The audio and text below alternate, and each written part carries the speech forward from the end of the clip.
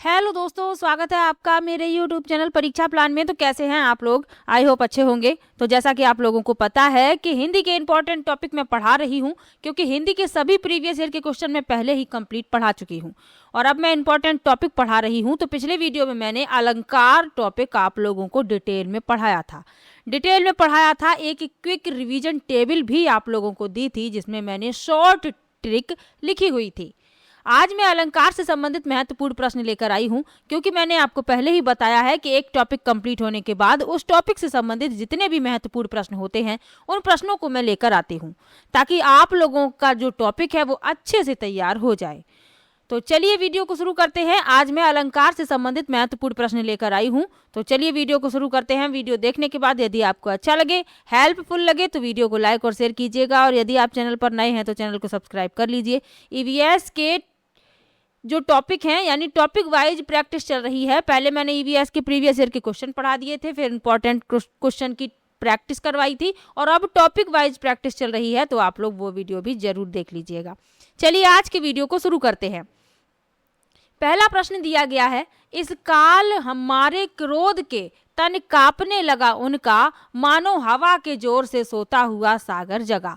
इसमें कौन सा अलंकार है? पहला है उपमा, दूसरा है रूपक, तीसरा है उत्प्रेक्षा और चौथा है अतिशयोक्ति। तो याद कीजिए, मैंने आपको बताया था कि मनो, जानो, मनहु, जानहु, इस तरीके के शब्द यदि आपको मिल जाएं तो आपको उत्प्रेक्षा अलंकार लगा देना है, और इसमें आपको मानो शब्द मिल गया है तो इसमें उत्प्रेक्षा अलंकार है। सी विकल्प इसमें आपका उत्तर हो जाएगा। ये छोटी छोटी सी ट्रिक आपको याद रखनी है, और इस ट्रिक से आप आसानी से पहचान पाएंगे कि कौन सा अलंकार है। वीडियो नहीं देखा है तो अभी देख लीजिए, छोटा सा वीडियो है अलंकार वाला, उसे देख लेंगे तो आपके जो एग्जाम से संबंधित जितने भी टॉपिक, जितने भी अलंकार इंपॉर्टेंट हैं वो आपके तैयार हो जाएंगे।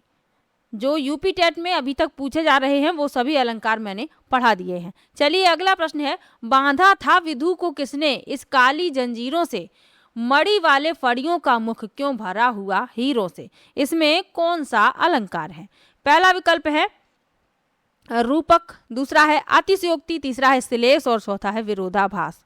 तो आप इसमें देखेंगे अतिशयोक्ति अलंकार है, अतिशयोक्ति हो रही है यहाँ पर। अतिशयोक्ति अलंकार के बारे में मैंने आपको बताया था कि अतिशयोक्ति का अर्थ क्या होता है? किसी बात को बढ़ा चढ़ा कर कहना, और जब काव्य में कोई बात बहुत बढ़ा चढ़ा कर कही जाती है तो वहां पर अतिशयोक्ति अलंकार होता है।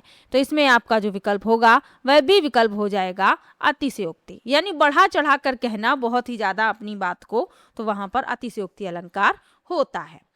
चलिए आगे बढ़ते हैं।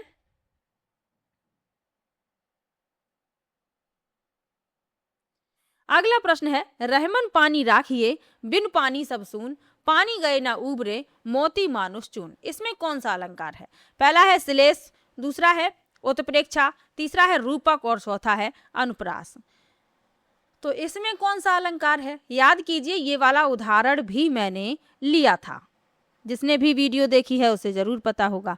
ये उदाहरण भी मैंने लिया था, यही उदाहरण लिया था, और भी उदाहरण लिए थे। तो इसमें जो अलंकार है श्लेष अलंकार है, यानी जहां पर एक शब्द के कई अर्थ हों। अब यहाँ पर आप देखेंगे कि पानी के कई अर्थ हैं। अब आप कहेंगे कि पानी 3 बार प्रयोग हुआ है, तो पहली पंक्ति की बात नहीं हो रही है, दूसरी पंक्ति में जो पानी है इसके कई अर्थ हैं। तो यहाँ पर श्लेष अलंकार है, पहला विकल्प इसमें आपका उत्तर हो जाएगा। पानी के 3 अर्थ हैं यहाँ पर, मोती की चमक, मनुष्य की इज्जत यानी मानस की इज्जत, और चून यानी आटा के साथ साधारण जल। तो 3 अर्थ हैं यहाँ पर, मैंने उस दिन भी आपको बताया था। चलिए आगे बढ़ते हैं। ऊंचे घोर मंदिर के अंदर रहनवारी, ऊंचे घोर मंदिर के अंदर रहती है। इसमें कौन सा अलंकार है? पहला है यमक, दूसरा है उपमा, तीसरा है श्लेष और चौथा है रूपक। अच्छा ये उदाहरण है और इम्पोर्टेंट भी है। तो इसमें जो अलंकार है वह है आपका यमक अलंकार। पहला विकल्प इसमें आपका उत्तर हो जाएगा। आपको सभी जो अलंकार हैं उनकी परिभाषा याद रखनी है, तभी आप अच्छे से पहचान पाएंगे, या आप कोई ऐसी ट्रिक याद रख सकते हैं। अब यमक अलंकार की परिभाषा क्या है? जहां एक शब्द एक से अधिक बार आए और उसके अर्थ अलग अलग हों, वहां पर यमक अलंकार होता है। यानी कि शब्द जो है एक से अधिक बार आया है और उसके हर बार अर्थ अलग होंगे, तो वहां पर यमक अलंकार होगा। और भी कई उदाहरण हैं, जैसे कनक कनक तैसो गुनी, बहुत ही अच्छा ये उदाहरण है, कई बार यही उदाहरण रख दिया जाता है। कनक कनक तैसो गुनी मादकता अधिकाय, या खाए बोराए जगवा पाए बोराए। तो यहाँ पर कनक के दो अर्थ हैं, एक कनक का अर्थ है सोना और एक का धतूरा। चलिए आगे बढ़ते हैं, अगले प्रश्न पर चलते हैं। संदेशनी मधुबन कूप भरे, इसमें कौन सा अलंकार है? पहला है रूपक, दूसरा है वक्रोक्ति, तीसरा है अन्योक्ति और चौथा है अतिशयोक्ति। अगला प्रश्न दिया गया है, कनक कनक तैसो गुनी मादकता अधिकाय, या खाए बोराए जगवा पाए बोराए। पहला है उपमा, दूसरा है यमक, तीसरा है अनुप्रास और चौथा श्लेष। तो अभी मैंने आपको बताया था, जहाँ एक शब्द जो है एक से अधिक बार आए और उसके अर्थ हर बार अलग अलग हों, तो यहाँ पर यमक अलंकार होता है। एक कनक का अर्थ है सोना और एक का है धतूरा। चलिए आगे बढ़ते हैं। मौसम कौन कुटिल खलकामी, इसमें कौन सा अलंकार है? पहला है उपमा, दूसरा वक्रोक्ति, तीसरा है उत्प्रेक्षा और चौथा है इनमें से कोई नहीं। तो कहा जा रहा है कि मेरे समान कोई कुटिल, दुष्ट और कामी नहीं है। तो इसमें कौन सा अलंकार है? इसमें है वक्रोक्ति अलंकार। अब मैंने जब आपको अलंकार पढ़ाया तो वो जो आपके एग्जाम के लिए महत्वपूर्ण है वो अलंकार मैंने आपको पढ़ाए हैं, लेकिन ये वक्रोक्ति आ गया है तो इसकी भी परिभाषा जान लीजिए। जब वक्ता द्वारा कही गई बात का श्रोता जानबूझकर या अनजाने में अलग अर्थ निकालता है, यानी टेढ़ा मेढ़ा अर्थ निकालता है, तो वहां पर वक्रोक्ति अलंकार होता है। चलिए आगे बढ़ते हैं। अगला प्रश्न दिया गया है, चरण कमल बंदो हरिराई, जाकी कृपा पंगु गिरी लंघे, अंधे को सब कछु दर्शाई। इसमें कौन सा अलंकार है? पहला है श्लेष, दूसरा है उपमा, तीसरा है रूपक और चौथा है अतिशयोक्ति। अब मैंने आपको बताया था, जो क्विक रिवीजन टेबल है उसमें मैंने आपको शॉर्ट में बताया था कि दो शब्दों के बीच आपको योजक चिन्ह दिख जाए तो आप रूपक अलंकार लगाएंगे। अब इनमें योजक चिन्ह आपको दिख रहा है तो इसमें रूपक अलंकार है। सी विकल्प इसमें आपका उत्तर है। चलिए आगे बढ़ते हैं। चरर मरर खुल गए, अरर रव स्फुटों से, इसमें कौन सा अलंकार है? पहला है अनुप्रास, दूसरा है श्लेष, तीसरा है यमक और चौथा है उत्प्रेक्षा। तो मैंने आपको बताया था कि जब एक ही वर्ड की आवृत्ति बार बार हो तो वहां पर अनुप्रास अलंकार होता है। अब यहाँ पर रा वर्ड की आवृत्ति बार बार हो रही है तो यहाँ अनुप्रास अलंकार है। चलिए आगे बढ़ते हैं, अगले प्रश्न पर चलते हैं। फूले कास सकल मही छाई, जनु बरसा ऋतु प्रकट बुढ़ाई, इसमें कौन सा अलंकार है? पहला है उत्प्रेक्षा, दूसरा है उपमा, तीसरा है रूपक और चौथा श्लेष। अब इसमें आप देखेंगे, थोड़ा ध्यान से पढ़ेंगे, आपको जनु दिख रहा है। जनु, जानऊ, जानहु, जानो, मनु, मनहु, मानो, इस तरीके के शब्द आपको दिखेंगे तो वहां पर उत्प्रेक्षा अलंकार होगा। पहला विकल्प इसमें आपका उत्तर हो जाएगा। चलिए आगे बढ़ते हैं। छौनी मेरा हृदय तल था, एक उद्यान न्यारा, शोभा देती अंतिम उसमें कल्पना क्यारियां थी, इसमें कौन सा अलंकार है? पहला है रूपक, दूसरा उत्प्रेक्षा, तीसरा उपमा और चौथा अतिशयोक्ति। अब आपको योजक चिन्ह यहाँ पर दिख रहा है, कल्पना क्यारियां सी, तो रूपक अलंकार हो गया।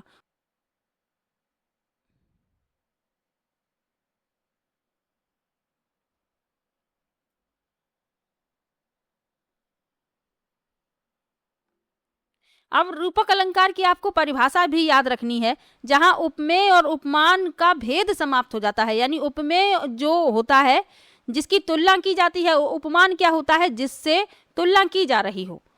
तो जो भेद समाप्त हो जाता है वहां रूपक अलंकार होता है। और योजक चिन्ह आप शॉर्ट ट्रिक से याद रखिएगा कि योजक चिन्ह आपको मिल जाएगा। चलिए आगे बढ़ते हैं। मेरो मन अनत कहाँ सुख पावे, जैसे उड़ जहाज को पक्षी फिर जहाज पे आवे, इसमें कौन सा अलंकार है? पहला है रूपक, दूसरा उपमा, तीसरा अन्योक्ति और चौथा उत्प्रेक्षा।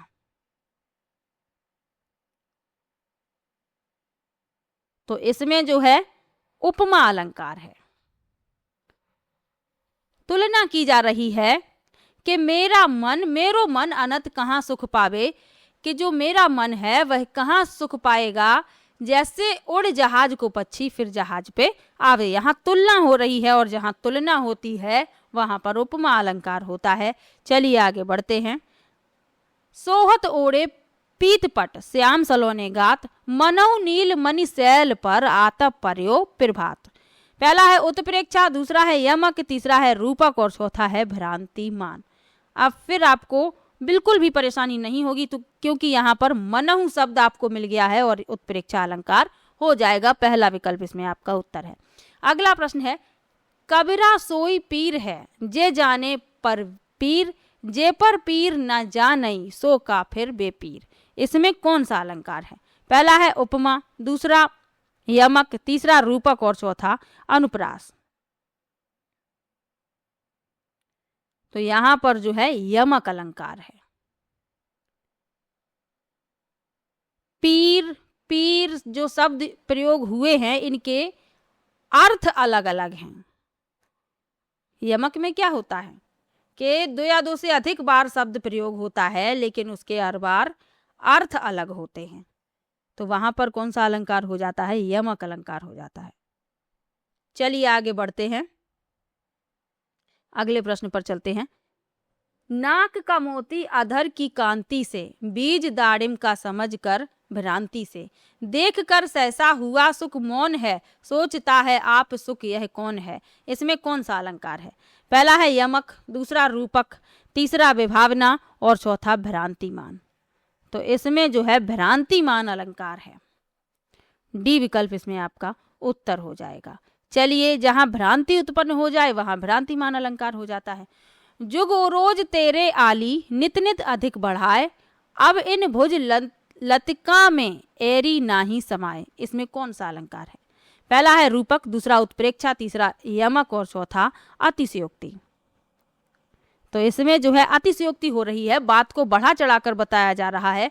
डी विकल्प इसमें आपका उत्तर हो जाएगा। अगला प्रश्न है, पीपल पात सरिस मंडोला। इसमें कौन सा अलंकार है? पहला है उल्लेख, दूसरा अनुप्रास, तीसरा उपमा और चौथा श्लेष। तो यहाँ पर क्या हो रहा है कि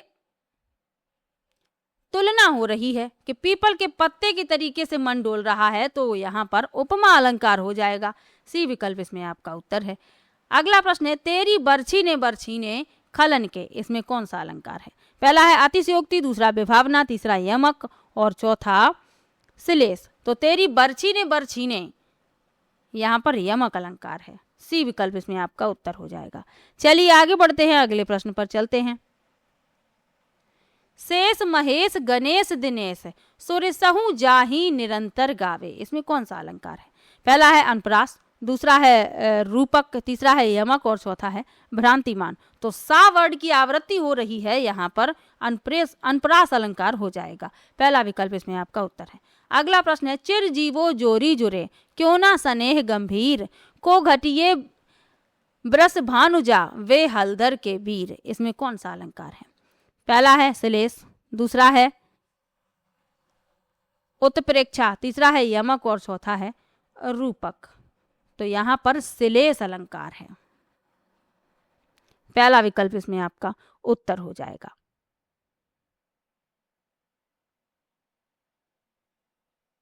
अब श्लेष अलंकार क्या कहता है? जहां एक शब्द एक से अधिक अर्थ निकाले, यानी शब्द एक ही है लेकिन अर्थ अलग अलग निकल रहे हैं, यानी एक से अधिक अर्थ हैं, तो वहां पर श्लेष होता है। चलिए आगे बढ़ते हैं। संतो आई ज्ञान की आंधी रे, भ्रम की टाटी सबे ओढ़ानी, माया रहे न बांधी। इसमें कौन सा अलंकार है? पहला है उपमा, दूसरा अनुप्रास, तीसरा रूपक और चौथा श्लेष।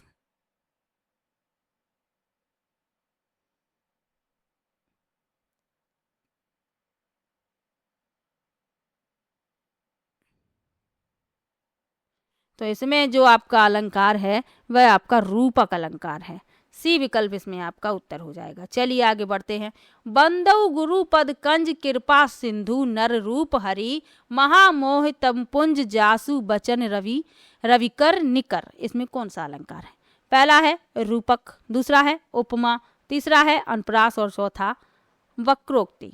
तो इसमें आपका जो अलंकार होगा वह रूपक हो जाएगा। पहला विकल्प इस प्रश्न का उत्तर हो जाएगा। चलिए आगे बढ़ते हैं, अगले प्रश्न पर चलते हैं। और आप लोगों ने यदि वीडियो शेयर नहीं किया है तो जल्दी जल्दी से वीडियो को शेयर कर दीजिए। चलिए अगला प्रश्न देखते हैं। एक कबूतर देख हाथ में, पूछा कहाँ अपर है, उसने सामने कहा अपर कैसा उड़ गया सफर है।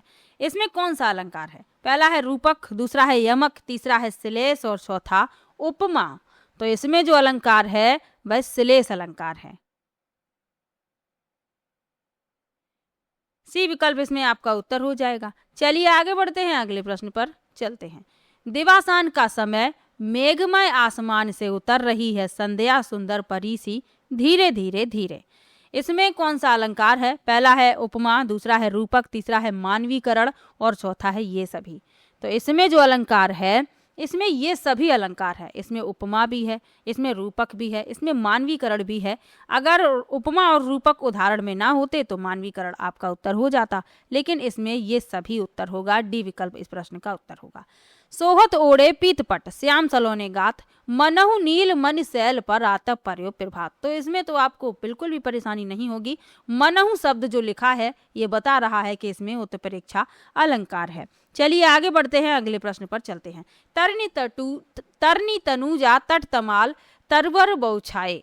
इसमें कौन सा अलंकार है? पहला है अनुप्रास, दूसरा यमक, तीसरा उत्प्रेक्षा और चौथा उपमा। तो ता वर्ड की आवृत्ति हो रही है बार बार, इसमें आपका अनुप्रास अलंकार है। पहला विकल्प उत्तर हो जाएगा। चलिए आगे बढ़ते हैं। लाल देह लाली लसे, अरुधर लाल लंगूर। इसमें कौन सा अलंकार है? पहला है अनुप्रास, दूसरा यमक, तीसरा रूपकाति शयोक्ति और चौथा है पुनरोक्ति प्रकाश। तो इसमें ला वर्ड की आवृत्ति हो रही है, अनुप्रास अलंकार हो जाएगा। पहला विकल्प उत्तर है। चलिए आगे बढ़ते हैं। अगला प्रश्न है, डरे कुटिल निरप प्रभु निहारी मनहु। ये तो हो चुका है प्रश्न।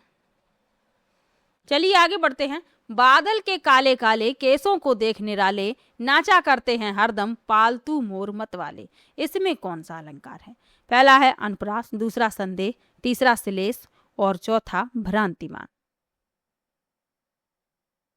तो इसमें जो है भ्रांति उत्पन्न हो रही है, भ्रांतिमान अलंकार है।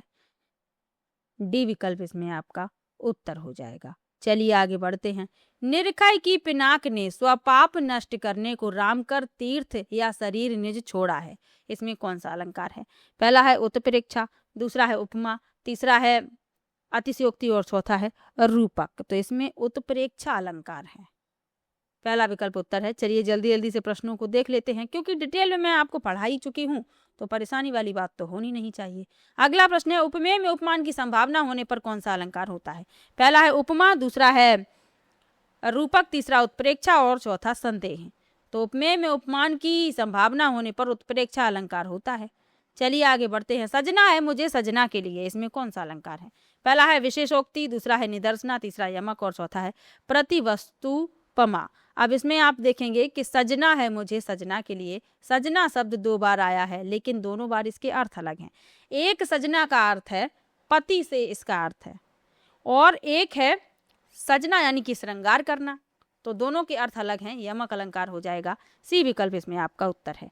चलिए आगे बढ़ते हैं, अगले प्रश्न पर चलते हैं। अंबर पनघट में डुबो रही तारा घट ऊषा नागरी। इसमें कौन सा अलंकार है?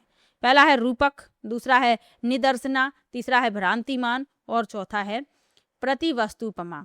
तो इसमें जो आपका अलंकार है वह है आपका रूपक अलंकार। पहला विकल्प उत्तर हो जाएगा। चलिए आगे बढ़ते हैं।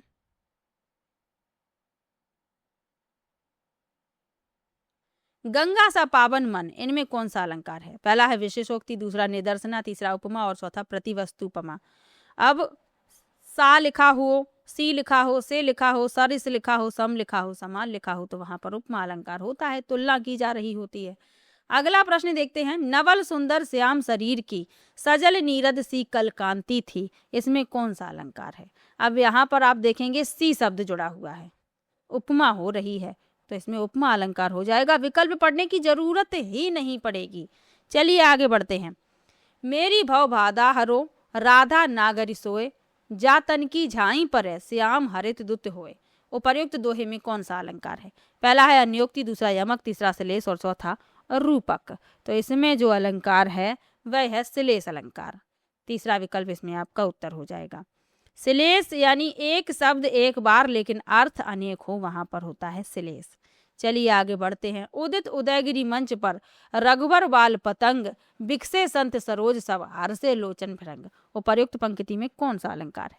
पहला है रूपक, दूसरा उपमा, तीसरा उत्प्रेक्षा और चौथा विरोधाभास। तो एक तो आपको योजक चिन्ह से पता चल रहा है रूपक अलंकार। पहला विकल्प इसमें आपका उत्तर हो जाएगा। चलिए आगे बढ़ते हैं। चमचमात चंचल नयन बिच घूंघट पट झीन, मानहु सुर सरता विमल जल उछरत जुगमीन। तो मानहु शब्द लगा है, तो विकल्प भी पढ़िए मत, उत्प्रेक्षा लगा दीजिए। पहला विकल्प इसमें आपका उत्तर हो जाएगा। चलिए आगे बढ़ते हैं। निम्नलिखित पंक्तियों में कौन सा अलंकार है?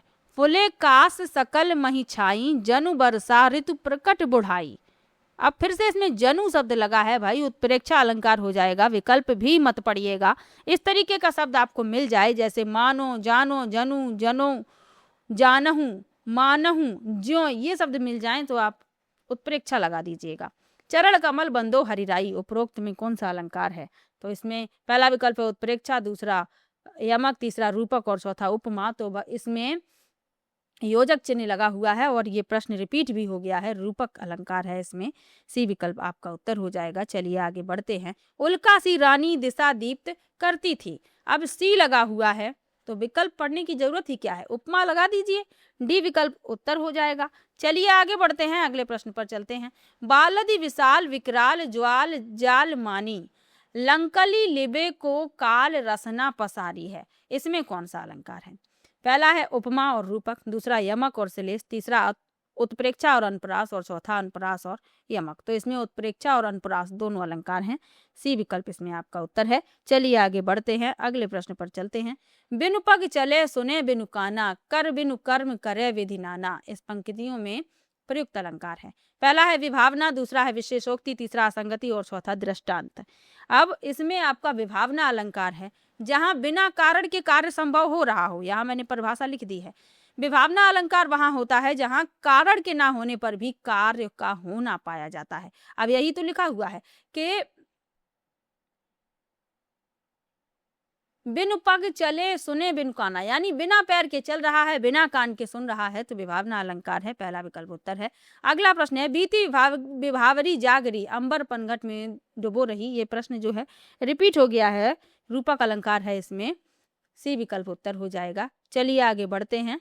बिन घनश्याम धाम धाम ब्रजमंडल में, ऊधो नित बसती बहार बरसा की। इसमें कौन सा अलंकार है? पहला है रूपक, दूसरा उपमा, तीसरा यमक और चौथा श्लेष। तो इसमें जो है श्लेष अलंकार है। डी विकल्प इसमें आपका उत्तर हो जाएगा। तो अलंकार से संबंधित मैंने 44 प्रश्न लिए हैं, प्रीवियस ईयर के क्वेश्चन भी शामिल कर लिए हैं, कुछ इंपॉर्टेंट प्रश्न भी शामिल कर लिए हैं। आप लोगों को वीडियो कैसा लगा कमेंट बॉक्स में जरूर बताइएगा, और किसी भी प्रश्न में आपको डाउट हो तो आप कमेंट में जरूर लिखिएगा। अलंकार से संबंधित प्रश्न कुछ ऐसे होते हैं जिनमें डाउट बना रहता है कि इसमें ये वाला अलंकार होना चाहिए या आपको कोई और अलंकार, मतलब एक उदाहरण के तौर पर मैं बता रही हूँ। तो इस तरीके से यदि आपको लगता है तो आप कमेंट जरूर कीजिएगा। सभी का कमेंट मैं पढ़ती हूँ, सभी को रिप्लाई भी देती हूँ। आप मुझे इंस्टाग्राम पर फॉलो कर सकते हैं, डायरेक्ट मैसेज करके आप मुझसे एग्जाम से संबंधित कोई भी आप